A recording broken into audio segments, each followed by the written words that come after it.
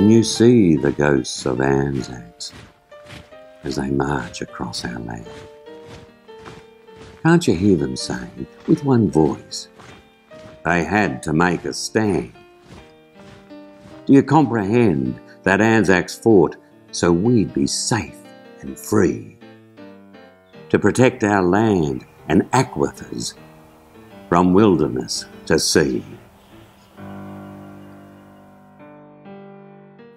You sometimes wonder what they'd think and say to us today if those Anzacs could be here with us to watch the greed at play.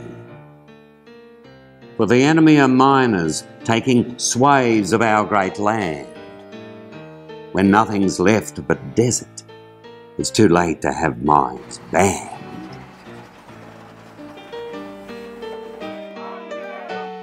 It's our governments who've leased our land and sold the farmers out to immensely wealthy mining groups who wield enormous clout.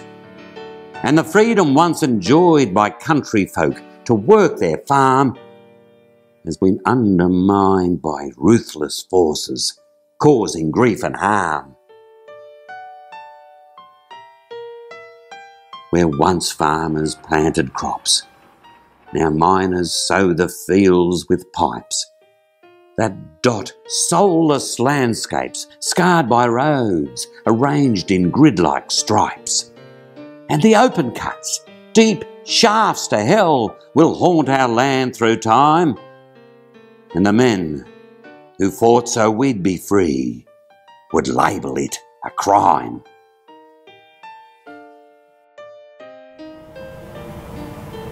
There's escaping gas from wells on land and oil slicks on the sea. Yet in spite of this, the culprits act like shoppers on a spree. As they seek new leases while involved with leaking killer wells, if our Anzacs had a voice today, we'd hear them say, it smells. It'll certainly be damage caused by oil spills on the reef. As the rate of shipping rises, there'll be risks beyond belief. There is much concern that ports are being planned to further trade, which will cause our fragile coast and its marine life to degrade. With endangered species killed and habitats beyond repair, how can people claim that farms and mines can coexist and share? But perhaps the bounty blinds the states to willfully ignore all the sacrifices Anzacs made for freedom on our shore.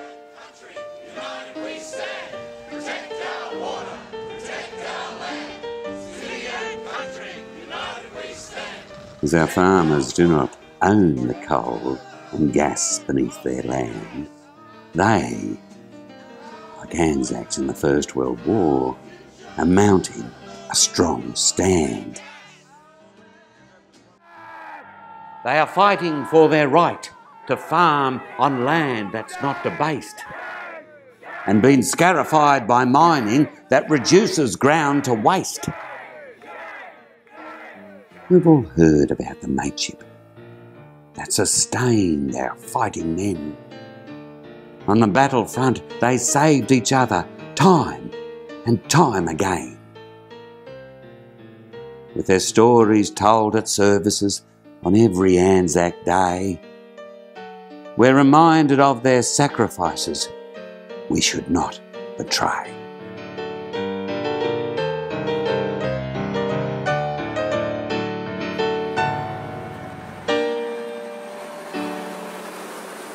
Now our foes here in Australia, not on Turkish battle lines, in a homegrown war to rape our land, we can't ignore the signs.